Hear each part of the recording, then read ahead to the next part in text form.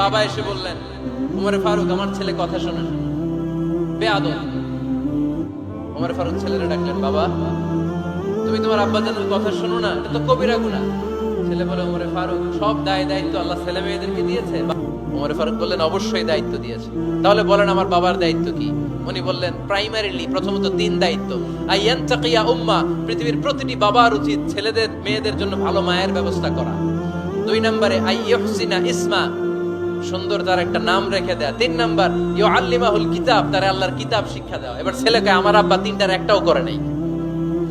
এবার ওমরে ফারুক রেগে গেলেন, বাবার কাঁধে ধরলেন, বললেন, তুই ছেলের জন্য বিচার নিয়ে আসলি, তোর 3টা দায়িত্বের একটাও তুই পালন করিস নাই। ছেলে বলে, আমিরুল মুমিনিন, আমার মা নর্তকী, আমার মা মাজুসি, আমার মায়ের মধ্যে কোনো আদব কাদব নাই, সুন্দরী দেখে আমার মা রে বাবা বিয়ে করছে, আমার মায়ের কাছ থেকে জীবনে কিছু শিখি নাই।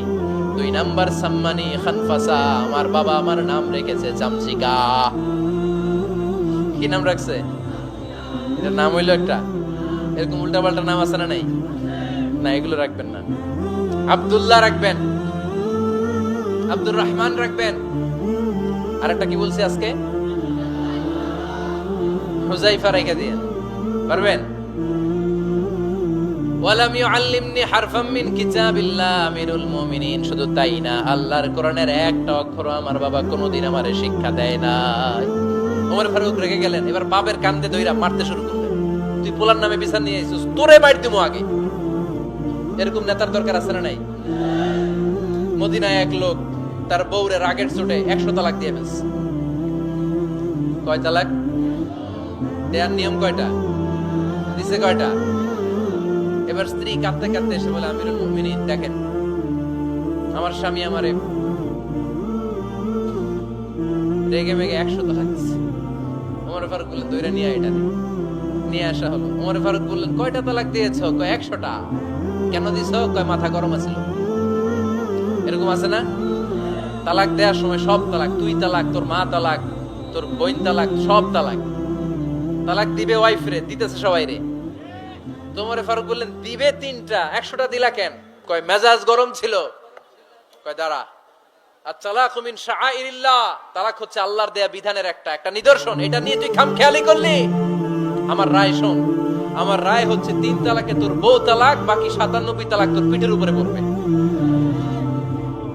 এরকম বিচারের দরকার আছে না নাই? এরকম দৃষ্টান্তমূলক বিচার যদি বাংলার জমিনে দেয়া হতো, আর কোন নারী ধর্ষিতা হতো, আর কোন নারীকে অ্যাসিড মারা হতো, আর কোন নারী যৌতুকের জন্য কান্না করত? একটা অমল লাগবে, বেশি না। কয়টা লাগবে?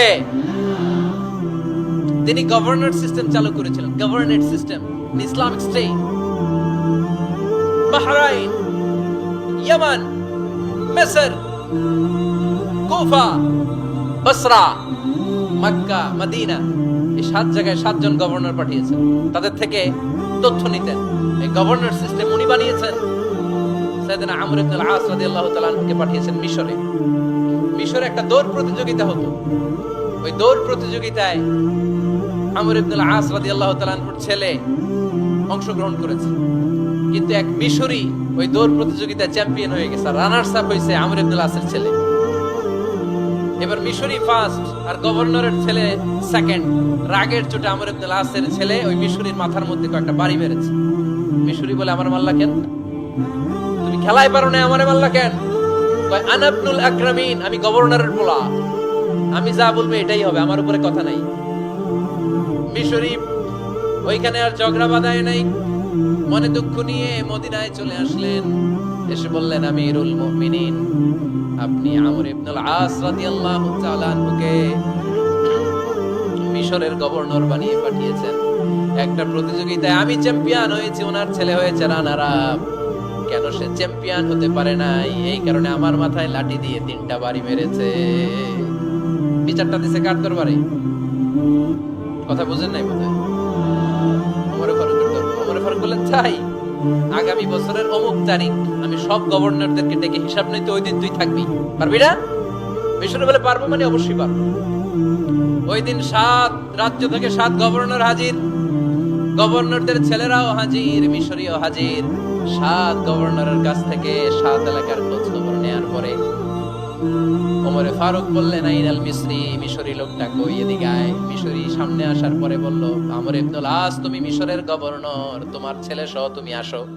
আমর ইবনুল আস এসে সামনে বসে রইলেন।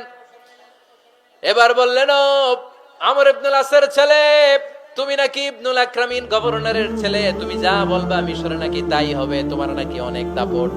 নিজে একটা লাঠি এনে মিশরীর হাতে দিয়ে বলল, এবার তোর মাথায় যতটা মারছে তুই ততটা গুনে গুনে মার, আমি দেখবো।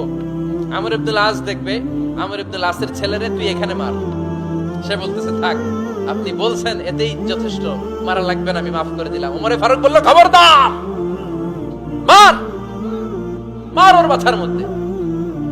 মিশরি ওমরে ফারুকের ধমক শুনে ভয়ে ভয়ে 3টা বাড়ি মারল। এই বাড়ি মারা দেখেও ওমরে ফারুকের হৃদয় ঠান্ডা হয় নাই। লজ্জায় আমর ইবনুল আস, বয়স হয়ে গিয়েছে সাহাবা, মাথা তখন টাক, মাথায় চুল নাই, লজ্জায় মাথাটা হেট হয়ে মাথাটা নিচু করে রেখেছে। এবার রাগের চোটে ওমরে ফারুক বললেন, এবার আমর ইবনুল আসের টাক মাথার মধ্যে একটা মার, মার। কেন ছেলেকে শিক্ষা দিতে পারে নাই? ইয়া আমর ইবনুল আস, মাতা জাআলতুমুন নাস আবিদা, তোমরা কখন মিশরীদেরকে নিজেদের দাস বানায় নিলা? ওয়াকাদ ওয়ালাদাতুম উম্মুহুম আহরারা, আর ওদের মায়েরা তো ওদেরকে স্বাধীন সন্তান হিসেবে প্রসব করেছে। মানুষদের উপর ক্ষমতাগিরি করার জন্য গভর্নর পাঠাই নাই। খবরদার, জনগণ, তাদেরকে দেখভাল করার জন্য তোমাদেরকে পাঠানো হয়েছে, তাদের উপর কোনো অত্যাচার করার জন্য নয়। চিল্লায় বলেন ঠিক কিনা? এরকম নেতা কয়টা লাগবে? কয়টা? ওই নেতার নাম কি? ওমর। হুয়া ইয়াতি ওমর। 22 জায়গায় বিশ্বনবী কয় একটা, ওমরে ফারুক বলে আর একটা। আল্লাহ বলে, বিশ্বনবী, আপনার পক্ষে আমি আয়াত নাজিল করতে পারলাম না, আমি ওমরের পক্ষে নাজিল করে দিলাম।